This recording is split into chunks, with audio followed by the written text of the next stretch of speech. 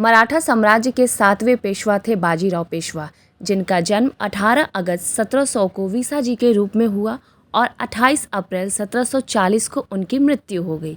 पेशवा के रूप में अपने 20 साल के शासनकाल के दौरान उन्होंने मुगलों और उनके जागीरदार निजाम पर विजय प्राप्त की। दिल्ली की लड़ाई और भोपाल की लड़ाई जैसे युद्धों में उल मुल्क बाजीराव की उपलब्धियों में दक्षिणी भारत में मराठा प्रभुत्व की स्थापना के साथ साथ उत्तरी भारत के राजनीतिक शक्ति स्थापना करना भी शामिल है। इसलिए उन्होंने गुजरात, मालवा, राजपुताना और बुंदेलखंड में मराठा वर्चस्व बनाने के साथ साथ कोंकण को जंजीरा सिद्धियों और पुर्तगाली प्रभुत्व से बचाने में अपनी भूमिका निभाई। ब्राह्मण परिवार में जन्मे उनकी स्कूली शिक्षा में पढ़ना, लिखना और संस्कृत सीखना शामिल था, लेकिन उन्होंने खुद को अपनी किताबों तक ही सीमित नहीं रखा। बाजीराव ने सेना में प्रारंभिक रुचि दिखाई और अक्सर अपने पिता के साथ सैन्य अभियानों में शामिल होते थे। वह अपने पिता के साथ थे जब दामाजी थोराट ने उन्हें कीमत के लिए रिहा करने से पहले कैद कर लिया था। बाजीराव 1719 में अपने पिता के साथ दिल्ली अभियान पर गए थे और उन्हें यह विश्वास हो गया था कि मुगल साम्राज्य ढह रहा है और उत्तर की ओर मराठा आक्रमण का विरोध करने में असमर्थ है। जब 1720 में बालाजी विश्वनाथ की मृत्यु हो गई तो शाहू ने अन्य सरदारों की आपत्तियों के बावजूद 20 वर्षीय बाजीराव को पेशवा के रूप में चुना। 17 अप्रैल 1720 को शाहू ने अपने पिता के उत्तराधिकारी के रूप में बाजीराव को पेशवा के रूप में नामित किया। मुगल शासक मोहम्मद शाह ने अपनी नियुक्ति के समय शिवाजी द्वारा शासित प्रांतों पर मराठों के दावों का समर्थन किया था। एक अनुबंध ने मराठों को दक्कन के 6 प्रांतों में कर एकत्र करने की शक्ति प्रदान की। बाजीराव ने शाहू को समझाया कि अपनी रक्षा के लिए मराठा साम्राज्य को अपने दुश्मनों के खिलाफ आक्रामक होने की जरूरत है।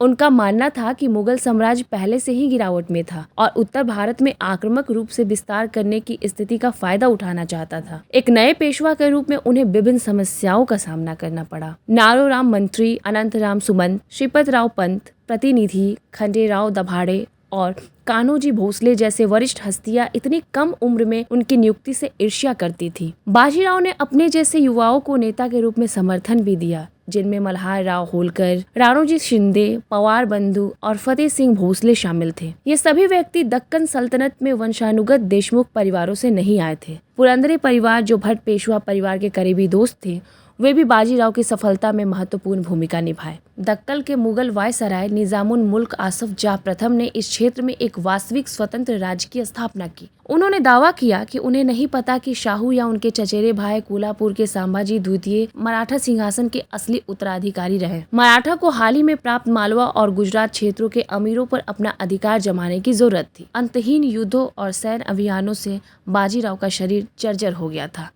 रावेरखेड़ी में डेरा डालते समय उन्हें भयंकर बुखार हुआ और 28 अप्रैल 1740 को उनकी मृत्यु हो गई। उसी दिन नर्मदा नदी के तट पर उनका अंतिम संस्कार किया गया। अपने कर्मों से लोगों के दिल में छाप छोड़ गए बाजीराव प्रथम के पुण्यतिथि पर उन्हें नमन अर्पित है।